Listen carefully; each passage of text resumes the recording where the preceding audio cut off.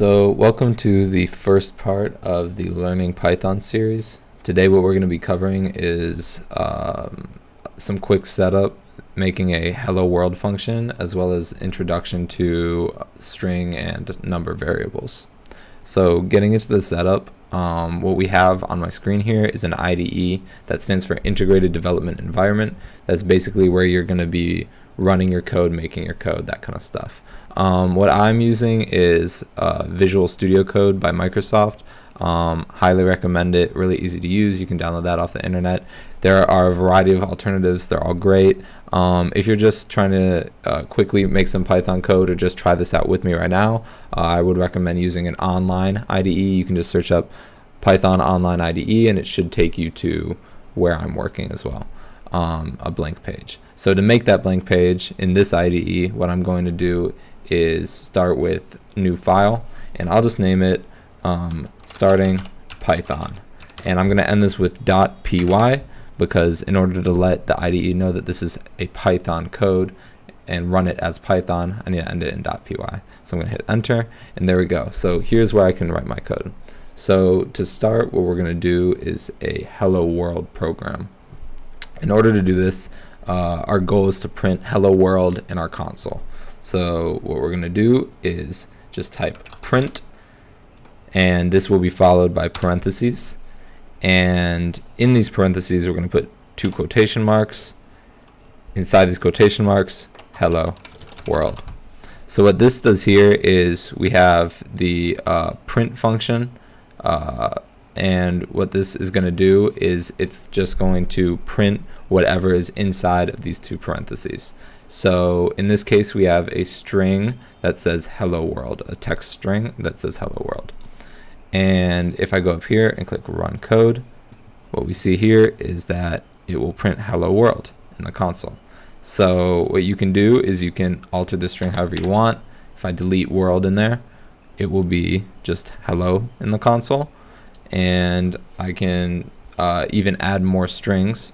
For example, if I copy this, go here, so now we have three hellos, hello, hello, hello, and they will show up in the order that they are ran. So if this is line 1, line 2, and line 3, and I number them 1, 2, and 3, they'll pop out just like that, 1, 2, and 3.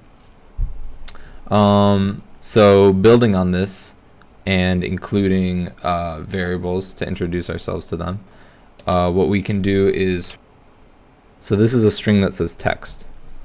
What I can also do is make a variable here. So we'll just call it variable1 equals, and then parentheses text.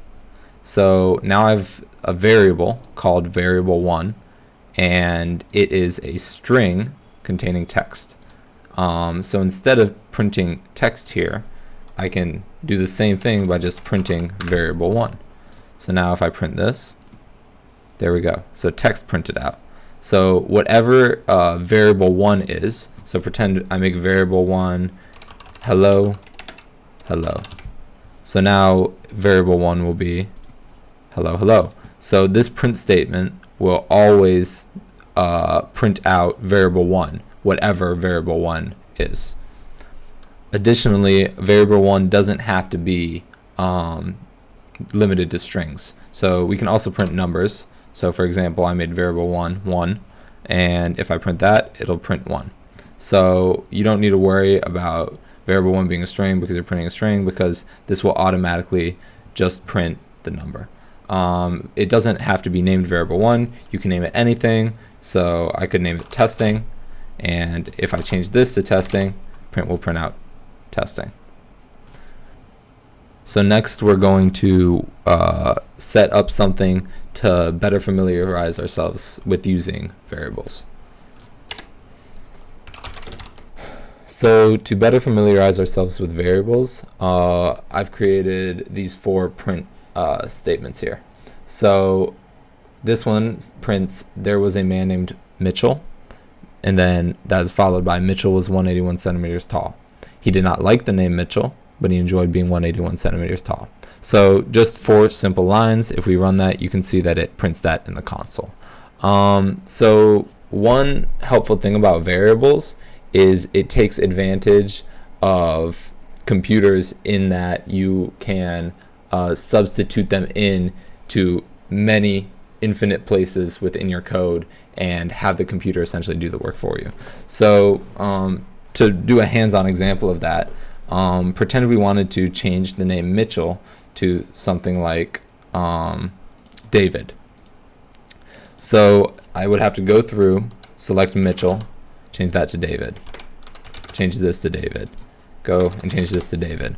So you could see how over, maybe 100 lines of print statements, if I had to change every single instance of Mitchell to David, that would be extremely time consuming. So what I'm going to do here is, rather than going through and changing it all at once, an alternative is adding a variable here. So if I'm often substituting these names for different ones, what I can do is I can just make a name variable. So in here I can put the name of whatever I want. And over here, for every instance of a name, so it's at the end of this sentence, beginning of this one, and end of this one, rather than having a name there and changing it every time, we can just put the name variable and only have to change the text within the variable up here on line 1. So for this one, we are going to want to delete David and then add name. So if we run this code right here,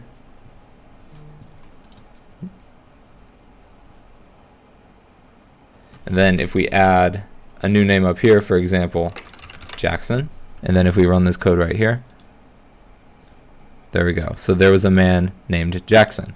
So if we go through and substitute each name for the variable, so name plus that string was 181 centimeters tall, and then he did not like the name, and then their name. Now if we run this, it says there was a man named Jackson. Jackson was 181 centimeters tall. He did not like the name Jackson, but he enjoyed being 181 centimeters tall. So we can see that now if I change this to Scott and I run that, it changed each instance of Jackson to Scott, and I didn't have to go through one by one changing the name through each line. So over infinite lines, 1,000 lines, this is saving important time. So adding on to this, if we wanted to work with the heights, because not everybody's 181 centimeters tall, we could do the same for the heights. So if we make a new variable called height, and we say that they are 150 centimeters tall, then we can, equals, then we can go into each instance of a height. So 181 will be replaced by whatever their height is. So I can put end this plus height plus the end of the string. So this will be name plus was height plus centimeters tall. So now if we print this, we see that there was a man named Scott. Scott was 150 centimeters tall. So doing the same over here, plus height plus. So now if we run this code, he enjoyed being 150 centimeters tall. So if I go changing these, if I want to change anything, whether that be name or height, I can go in, make this George, who is 200 centimeters tall. And if I run that, it automatically changed each of those variables throughout all of their instances to what I put them as. So that was just the first part of learning Python, a quick introduction. We learned how to set up our IDE as well as work with a Hello World program, and we also learned how to work with variables, inserting them into print statements and modifying them.